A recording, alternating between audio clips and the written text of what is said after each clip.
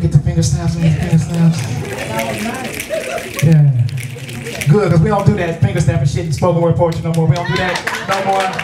So get all of that out of your system. We don't do that. I'm about to introduce you all to Spoken Word Poetry 2.0. So here's what happened to Spoken Word Poetry 2.0.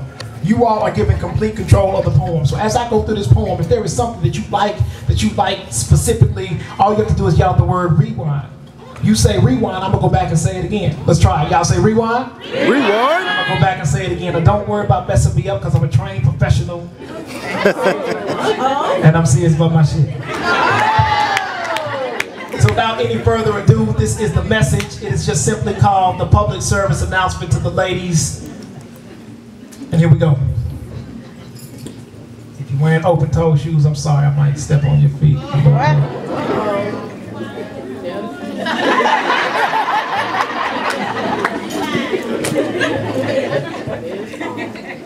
Why won't she just leave him? Rewind.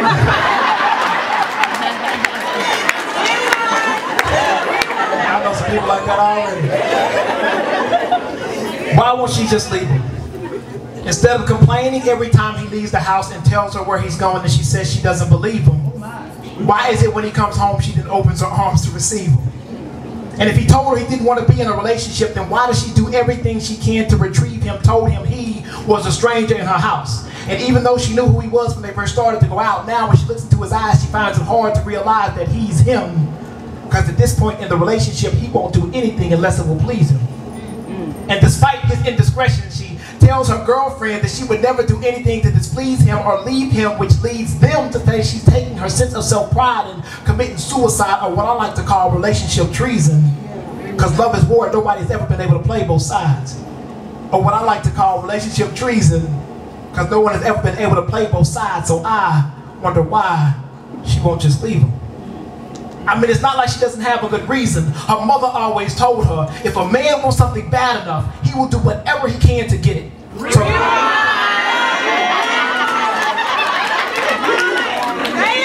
her mother always told her, if a man wants something bad enough, he will do whatever he can to get it. So if his actions aren't in line with her words, I don't know why she won't just say forget it. But a woman can hear the exact same thing and process that shit completely different. Rewind. A woman can hear the exact same thing and process that shit completely different. You see, a woman, when she wants something bad enough, she can take something that isn't and convince herself that it is it. Take a square peg, push it into a round hole, and convince those around her that it fit it. You see, a woman, when she wants something bad enough, she can take something that isn't and convince herself that it is it. Take a square peg and push it into a round hole and convince those around her that it fitted. But is she really to blame?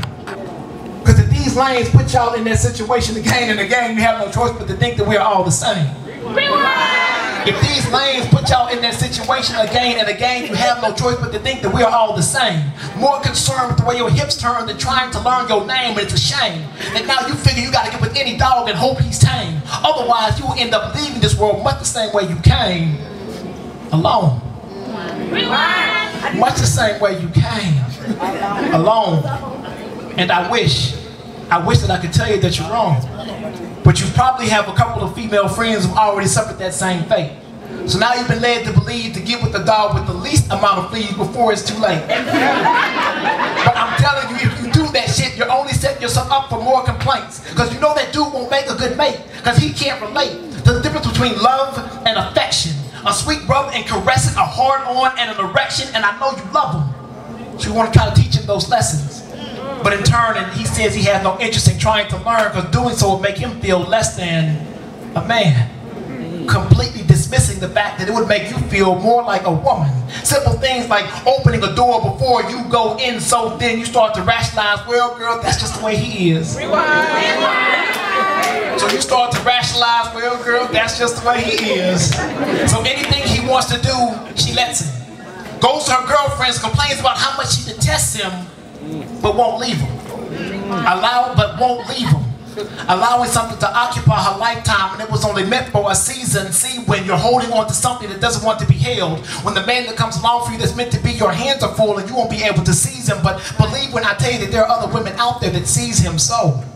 If you're going to miss out on an opportunity that was meant to be, then holding on to something that never was shouldn't be the reason. You see, there's a difference between trying to compromise and being complacent. So when faced with a situation, you have to tell the difference between the two. Can you? Rewind. There's a difference between compromise and trying to be complacent. So when faced with a situation, you have to tell the difference between the two. Can you? There's a reason that a standard is called a standard. It's because it was never meant to be lowered. I mean, it's like taking 3 steps back and 1 step up and trying to convince yourself that you're still moving forward. And I'm just a poet, so I'm not trying to be too forward. No, fuck that. Yes, I am. Because sometimes you have to raise your voice when the volume of choice is the silence of the lambs. Ladies, how do you expect a man to act like he cares when if he looks at you, it seems like you don't give a damn? Ladies, how do you expect a man to act like he cares when if he looks at you, it seems like you don't give a damn? If you want a man to come at you with a different approach, then you have to show him that doing so will garner a different result. Because it's the dude that is trying to get to, if you want a man to come at you with a different approach, you have to show him that doing so will garner a different result. Because it's the dude that is trying to get to know you, gets the same no move as the dude that's only trying to hit, then at the end of the day, who's really to blame if that is all you end up with. And let's not blame it on how quickly dudes are trying to get you to be intimate. Because I know every woman has this sense of self-respect. And you want to make a man wait. And that's okay. But let me state that if you're not doing anything differently after the first 3 months than you were doing after the first 3 dates, it's going to take you a whole lot more than 90 days and good sex to make a man stay. I know you have this sense of self-respect and you want to make a man wait, and that's okay, but if you're not doing anything differently after the first 3 months than you were doing after the first 3 dates, it's going to take you a whole lot more than 90 days and some good sex to make a man stay. The shit. And I know you have this sense of self-respect when you want to make a man wait, but that's okay. So let me state, if you're not doing anything differently after the first 3 months than you were doing after the first 3 dates, it's going to take you a whole lot more than 90 days and some good sex to make a man stay. The shit just don't work that way. You see, the same 5 minutes that you decided whether or not you're going to let him dick you down, that dude is deciding once he does if he's even going to stick around. So I shouldn't have, yeah, for real, like we were waiting out, for real. You think you're doing something, so the same 5 minutes. I'm just trying to, hey, I'm keeping it real, I'm just letting you know. The same 5 minutes you deciding whether or not you're going to let him dick you down, that dude is deciding once he does if he's even going to stick around. So instead of me asking you why you won't leave him, you should ask yourself, why am I staying? How do you expect to find the man that was meant for you if your actions are in line with what you're praying? And I'm just saying, I didn't write this to ruin your idea of a good relationship. I'm just losing patience with women who say that there are no good men when it's them that are on the complacent tip.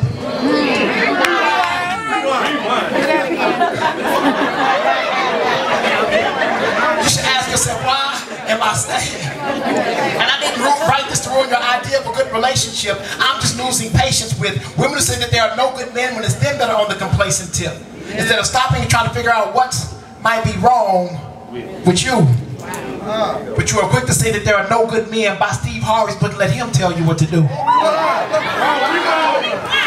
What? Think like a man my ass. What might be wrong with you? But you are quick to say that there are no good men by Steve Harvey's book and let him tell you what to do. I mean, it's true. So let me break it down for you. If you don't understand your value, we can't value your wealth. If you're not saying anything of any substance, you are just wasting your breath. It's okay to follow somebody else's path, but please take your own steps. And I know in this world, we can't do it alone, and sometimes you might need help. So it's okay to act like a lady, but baby, just make sure you are thinking for yourself. My name is Dichotomy. I appreciate it.